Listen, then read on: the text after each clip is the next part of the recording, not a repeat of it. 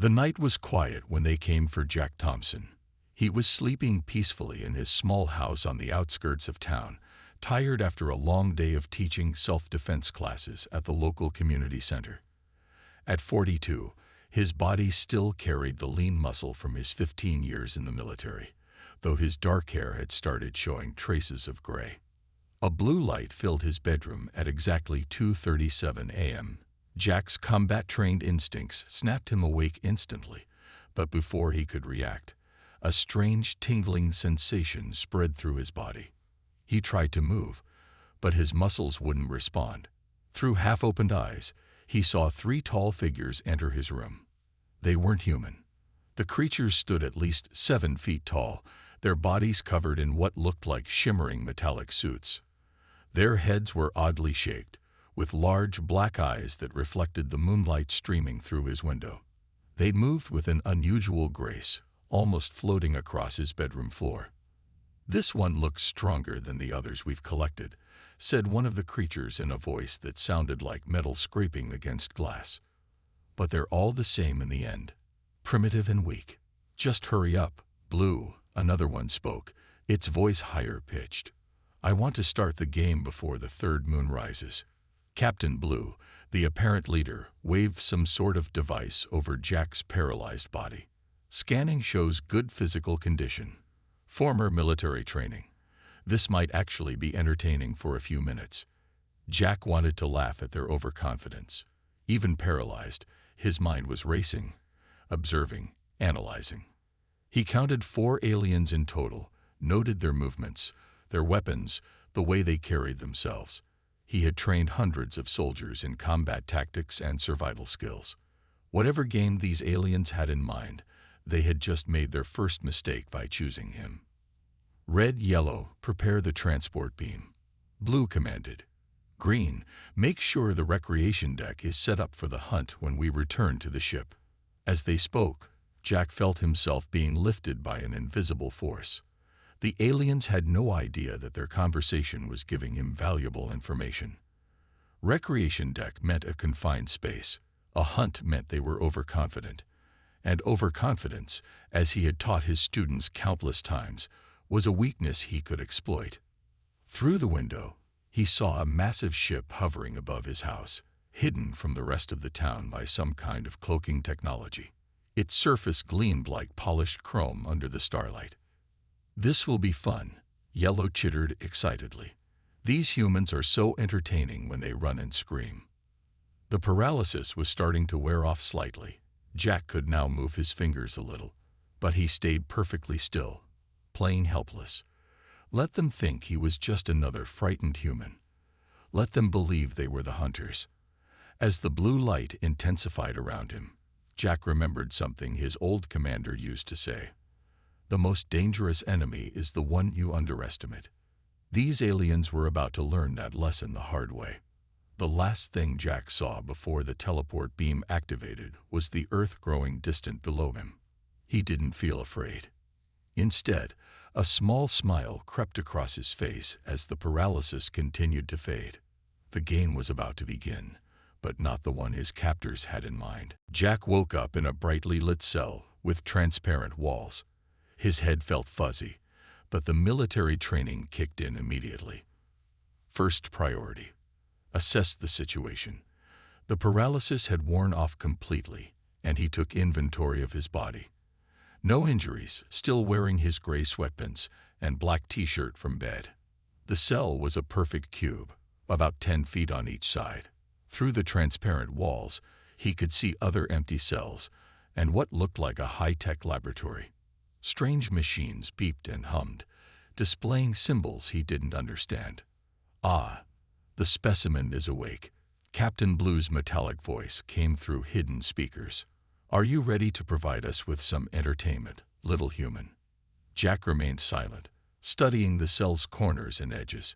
Every weak point, every seam could be useful later. A door slid open, and 3 of the aliens entered the laboratory. They stood around his cell, looking at him like children watching an animal at a zoo. Their metallic suits gleamed under the bright lights, and Jack noticed they each wore different colored bands around their wrists. blue, red, and yellow. "Let me explain the rules of our game," Blue said, touching the control panel. A hologram appeared in the center of Jack's cell, showing a massive indoor space filled with artificial terrain, trees, rocks, small hills, and what looked like abandoned structures. "This is our recreation deck. We will release you here, give you a 10-minute head start, and then hunt you down for sport. The average human lasts about 15 minutes, Red added with what sounded like a laugh. Though one did manage 20 minutes before we caught him. Jack stretched casually, hiding his growing anger at their cruel games. "And what happens if you catch me?" he asked, keeping his voice level and uninterested. "When we catch you," Yellow corrected, "we'll add you to our collection of specimens. Don't worry, the preservation process is mostly painless." The cell door opened with a soft hiss. 2 floating orbs entered, their surfaces covered in blinking lights. "These will monitor your vital signs and record everything for our entertainment library," Blue explained. "We find that watching humans panic provides endless amusement at our social gatherings." Jack stepped out of the cell, his bare feet silent on the cold floor. He could feel the aliens' confidence radiating off them in waves. They didn't even bother restraining him as they led him toward a large door marked with alien symbols. "The recreation deck is sealed. There's no escape," Red said. "But please, try to make it interesting." The last few humans were so disappointing. The door opened, revealing the massive indoor space he'd seen in the hologram. It was bigger than he'd expected, about the size of a football field, with various terrains and structures providing cover. "Your time starts now, human," Blue announced. "Try to run. Try to hide. It makes no difference." Jack walked calmly into the recreation deck, already mapping escape routes and potential weapon locations in his mind. They thought this was their game, their hunt, their rules. They were wrong. As the door closed behind him, Jack smiled. Time to show these aliens why humans were the galaxy's apex predators. The moment the door sealed behind him, Jack sprinted to the nearest cluster of artificial trees. The floating orbs followed, recording his every move. Perfect. They would help him track his hunter's reactions. The recreation deck's artificial environment reminded him of the training grounds where he'd taught survival skills.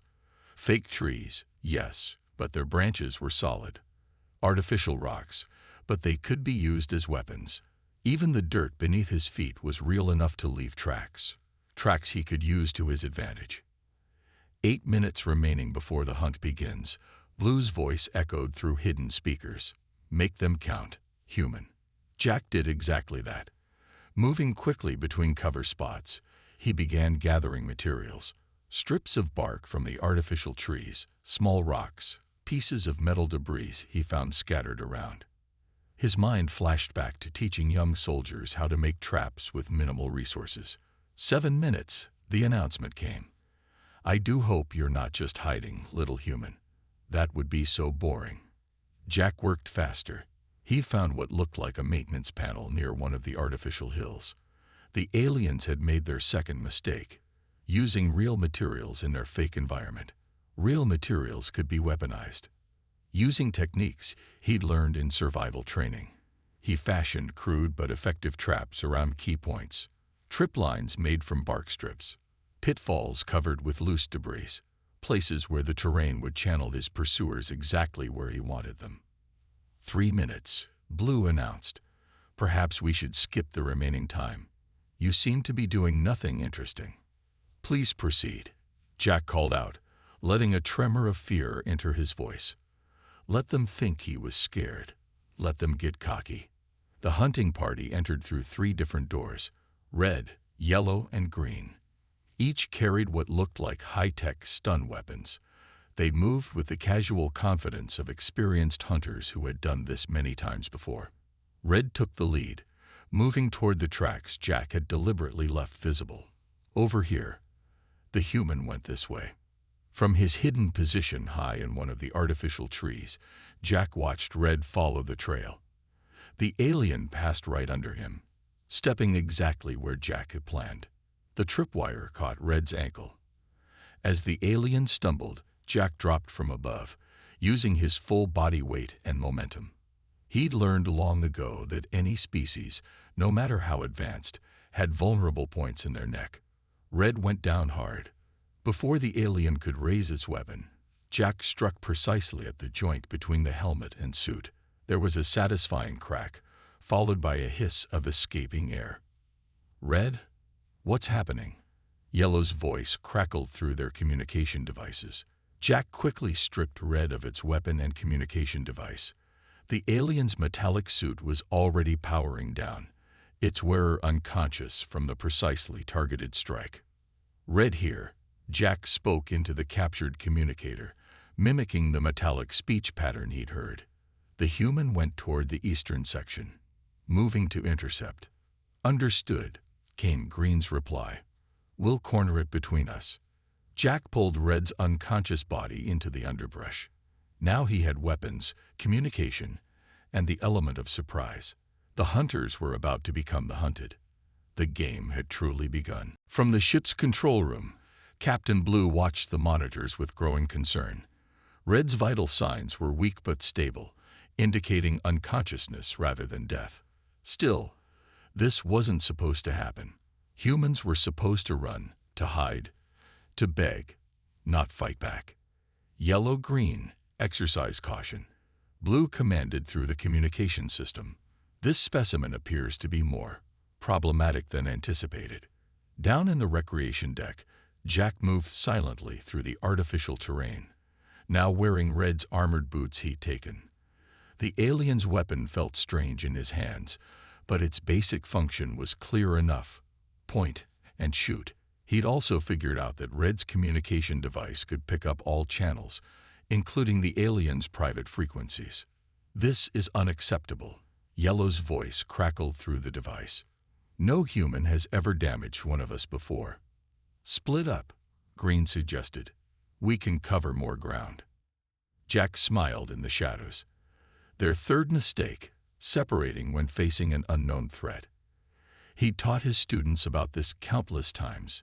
Never split up when you don't know your enemy's capabilities. Using the floating recorder orbs to his advantage, Jack tracked his hunters' movements. The orbs were programmed to follow action, and their subtle movements gave away the aliens' positions. Yellow was closest, moving through a section of artificial ruins. The alien's metallic suit gleamed under the recreation deck's artificial lighting, making it an easy target to track. Jack circled around, using the lessons he'd drilled into countless soldiers. Use the environment. Make it work for you, not against you. He found a control panel similar to the one he'd discovered earlier, but this one was exposed, likely for maintenance. With careful precision, he used Red's armored boot to smash it. The effect was immediate. Emergency lights flashed in that section, and artificial fog began pouring from ventilation systems, likely a fire suppression measure. Yellow's startled cry echoed through the fog. "What's happening?" Green demanded over the comm. "Yellow, report." "Some kind of malfunction," Yellow responded, voice tense. "Visibility is near zero. I'm returning to the entrance." "Negative." Blue's voice cut in from the control room. "Stay where you are. We can't let the human escape." Jack moved through the fog like a ghost, thankful for all those night training exercises. The aliens' superior technology was useless in these conditions. Their fancy suits and weapons couldn't help them if they couldn't see their target.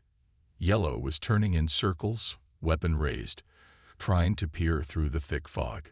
The alien never saw Jack coming.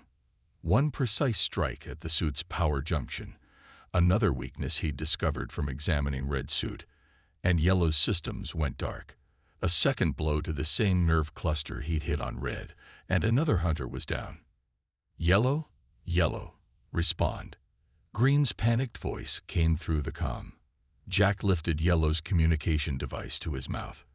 "Your friend can't come to the communicator right now," he said calmly. "But don't worry, you'll be joining them soon." The recreation deck fell silent except for the hum of machinery and the soft beeping of the recorder orbs, still faithfully capturing every moment of the aliens' humiliation. In the control room, Captain Blue's hands gripped the console. For the first time, the alien felt something unfamiliar. Fear. Captain Blue paced in the control room, watching monitors showing red and yellow's unconscious forms. The vital sign readings were stable, but their high-tech suits were completely disabled. Two of the ship's best hunters, taken down by what they'd thought was primitive prey. "This is impossible," Blue muttered, tapping commands into the main console. "Green, return to the entrance immediately. We need to change our approach." "Negative, Captain." Green's response crackled through the speakers. "I can end this now. The human is just one primitive creature." Jack's voice cut through the channel. "You know what your biggest mistake was." His tone was calm, almost conversational. "You assumed technology makes you superior. But technology is just a tool.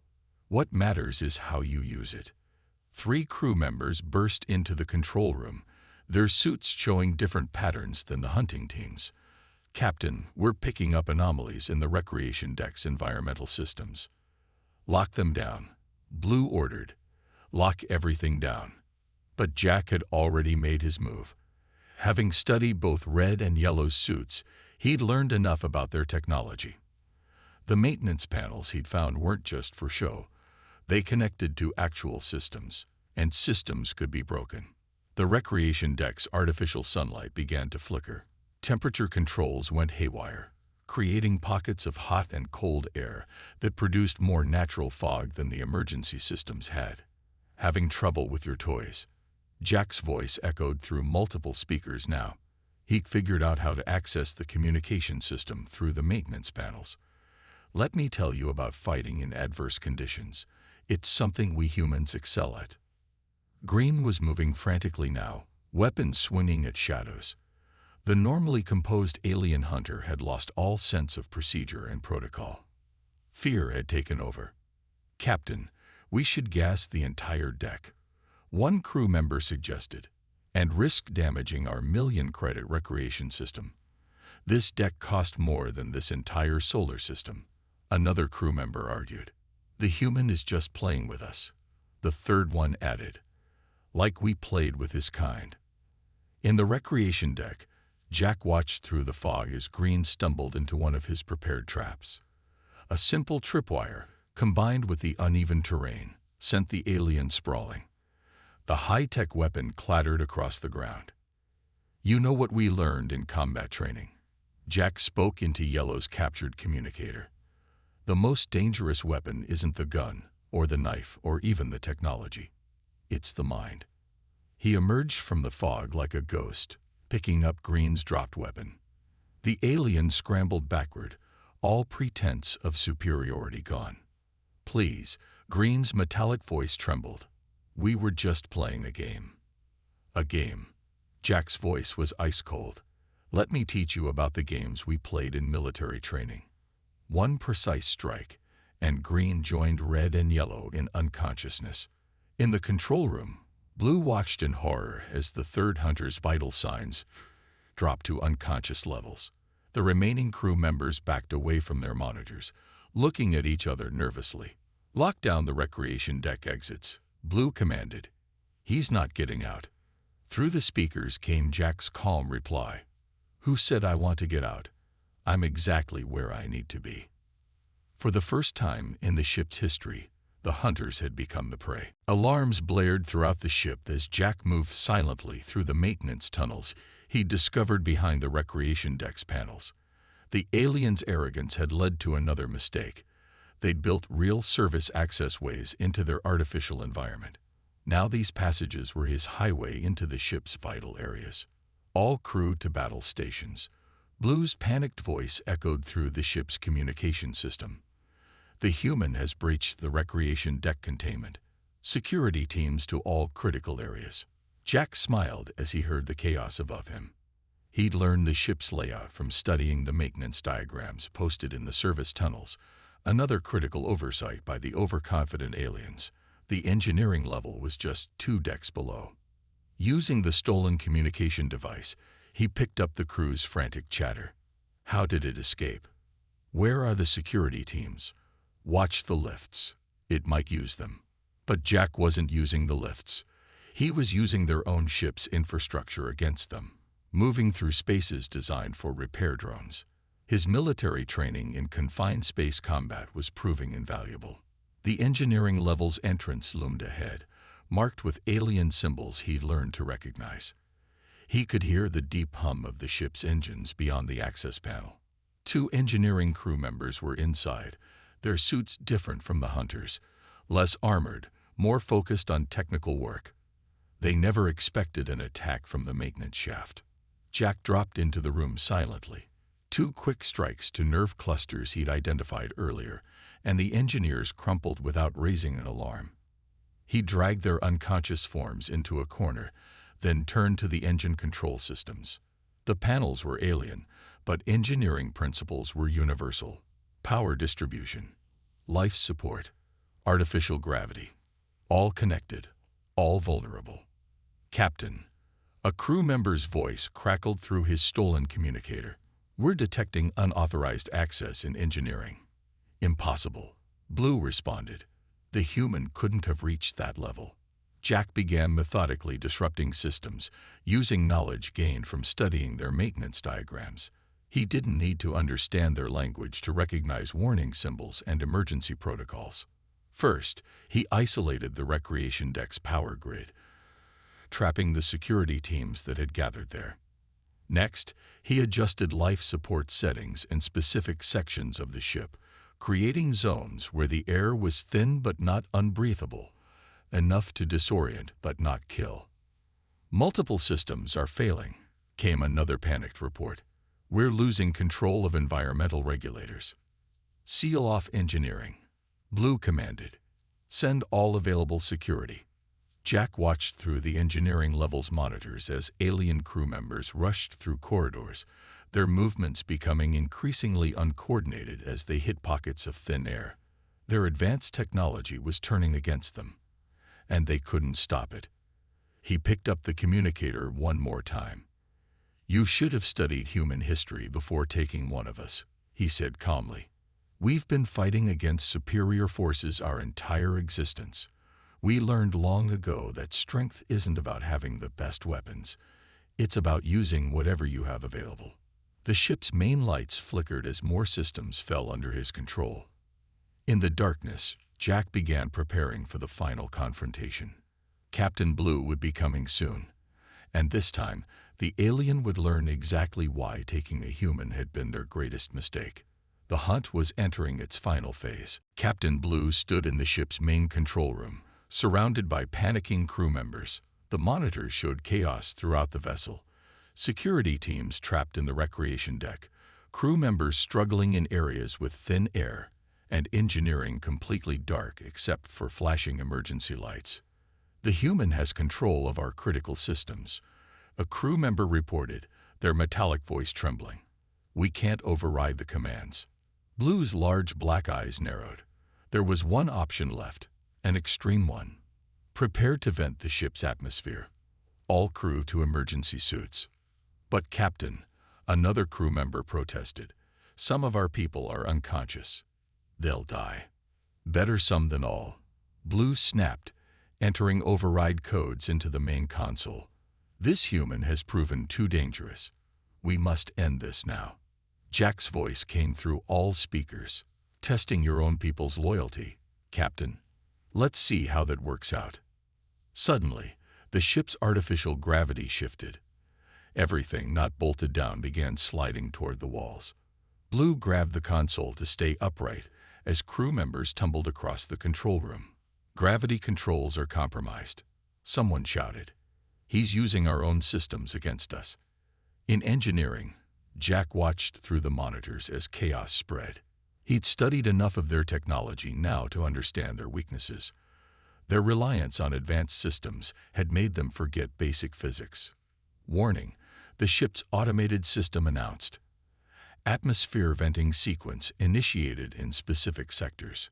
But Jack had anticipated this move. He'd already sealed the engineering level and rerouted life support. Instead of venting the entire ship, Blue had only succeeded in depressurizing sections where security teams were gathered. Through the cameras, Jack watched alien crew members in affected areas scramble for emergency suits. Some made it, others didn't. "Stop this." Blue's voice carried genuine fear now. "You're killing them." "I'm not doing anything," Jack responded calmly. "You're the one who gave the order to vent the atmosphere. I just made sure it affected your people instead of me. How does it feel to be on the receiving end of your own cruelty?" The remaining crew members in the control room turned to stare at their captain, their body language showing growing hostility. "You brought this primitive creature aboard," one accused. "You started this game. And now we're all paying for your entertainment," another added. Blue backed away from their advancing forms. "Stand down. I am your captain." "A captain who just tried to kill us," came the response. Jack's voice filled the room again. "Here's another lesson about humans, Captain. We understand the importance of turning our enemies against each other. Your crew now knows you were willing to sacrifice them. How long do you think they'll keep following your orders?" As if to answer his question, the crew members began removing their command badges, the alien equivalent of resignation. "We surrender," one of them transmitted on all frequencies. "Captain Blue doesn't speak for us anymore." In engineering, Jack allowed himself a small smile. The aliens had started this as a game, hunting what they thought was easy prey. Instead, they'd learned a harsh lesson about humanity's survival instincts. Now it was time for the final act. The main door to the control room slid open with a soft hiss. Jack stood in the doorway, wearing a modified version of Red's armored suit, holding one alien weapon in each hand. The remaining crew members backed away, leaving Captain Blue standing alone at the main console. "You've destroyed everything." Blue's metallic voice trembled with rage. "This ship was my command for 50 cycles. And you used it to hunt innocent beings for sport," Jack replied calmly. "Actions have consequences, Captain. Time to face yours." The ship's internal cameras showed the aftermath of the chaos. Unconscious hunters in the recreation deck, security teams trapped in depressurized sections, now safely repressurized, and crew members helping their fallen comrades. The mighty hunting vessel had been humbled by a single human. "The ship's communication array is at your disposal," one crew member told Jack, pointedly ignoring their former captain. "What are your demands?"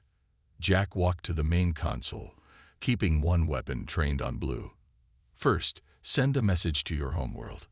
I want them to see exactly what happened here." The crew quickly set up a transmission link. On the main screen, alien symbols shifted into a connected status. Jack could see numerous alien faces appearing on the receiving end, probably their version of military command. "My name is Jack Thompson of Earth," he spoke clearly, knowing the ship's translators would convey his words. "Your people took me from my home, thinking humans were primitive creatures to be hunted for entertainment. This recording will show you why that was a mistake." He nodded to a crew member, who began transmitting footage from the recorder orbs, showing every moment from his capture to his systematic dismantling of the ship's hierarchy. The aliens on the screen watched in stunned silence. "Let me be clear," Jack continued. "Earth is off limits. We're not your prey. We're not your entertainment. We're not primitive. We're just different. And if you make the mistake of trying this again, what happened on this ship will look like a pleasant dream compared to humanity's response." Blue lunged suddenly, trying to reach an emergency control panel. Jack moved with practiced efficiency, disabling the captain with the same precise strike he'd used on the others. Blue crumpled to the deck, unconscious. "Any objections?" Jack asked the watching alien command. The alien officials quickly shook their heads, a gesture they'd apparently learned from studying humans. One of them spoke, their words translated by the ship's systems. "We apologize for this incident. Earth will be marked as restricted territory immediately." "Good," Jack nodded, "because next time I won't be so gentle." The transmission ended, leaving the control room in silence. The crew looked at Jack with a mixture of fear and respect. They'd never seen anyone, human or alien, take control of a situation so completely. "Set a course for Earth," Jack ordered, sitting in the captain's chair. "And someone clean up your former captain. He's drooling on the deck." As the ship turned toward Earth, the crew hurried to obey their new commander. They'd learned an important lesson. Sometimes the most dangerous predators aren't the ones with the sharpest teeth or the most advanced technology. Sometimes they're the ones who simply refuse to be prey. The alien ship hovered silently above Jack's house, cloaked from Earth's detection systems. The pre-dawn sky was just as dark as when they'd taken him 2 days ago. It felt like a lifetime had passed. "Your dwelling is exactly as we found it," a crew member reported. "No time has passed here due to our ship's temporal field." Jack nodded, standing in his borrowed alien suit. After the message to their homeworld, the crew had been surprisingly cooperative. They'd even helped him understand some of their basic technology. "Before I go," he turned to address the gathered crew on the bridge, "remember what happened here. Not just the fighting, but why it happened. You treated other beings like toys for your amusement. That was your real mistake."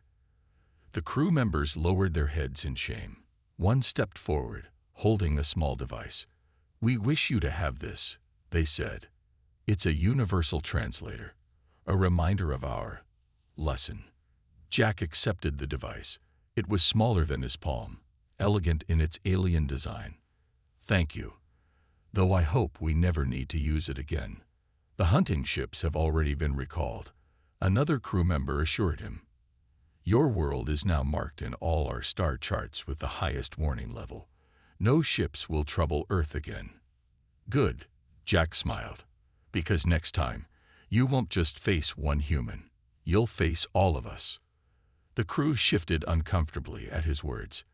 They'd seen enough of human capabilities to know this wasn't an empty threat. In the brig, the former Captain Blue and the hunting team were still confined, their fate to be decided by their own people. Jack had insisted on them receiving proper medical care, showing mercy that they had never shown their victims. "Transport beam ready," announced a crew member. Jack took one last look around the bridge. "You know, under different circumstances, we could have been allies instead of enemies. Remember that too." The blue light enveloped him, and moments later, he was back in his bedroom. The ship's temporal field had done its work. His bed was still unmade, exactly as he'd left it. His alarm clock still showed 2:37 a.m. He changed out of the alien suit, carefully hiding it along with the translator in a secure place in his basement. Evidence, if ever needed, of humanity's first successful resistance against alien hunters. Lying back in his bed, Jack thought about his classes at the community center. Tomorrow, or rather today, he would teach as usual. His students would never know that their instructor had just saved Earth from becoming a hunting ground for alien sportsmen. As he drifted off to sleep, he heard the faint hum of the alien ship departing. Somewhere up there, in the vast darkness of space, the story would spread. The story of how a single human had turned the tables on the galaxy's most feared hunters. But more importantly, a lesson had been learned. Humanity wasn't just another species to be hunted. They were something far more dangerous. A species that refused to be prey, that could turn any situation to their advantage, that could beat advanced civilizations with nothing but wit and will. Jack smiled as sleep took him. Sometimes the best victories weren't the ones everyone knew about, but the ones that prevented future conflicts. Earth would sleep safely tonight, and nights to come, because one human had taught the stars a simple truth: never underestimate humanity. The end.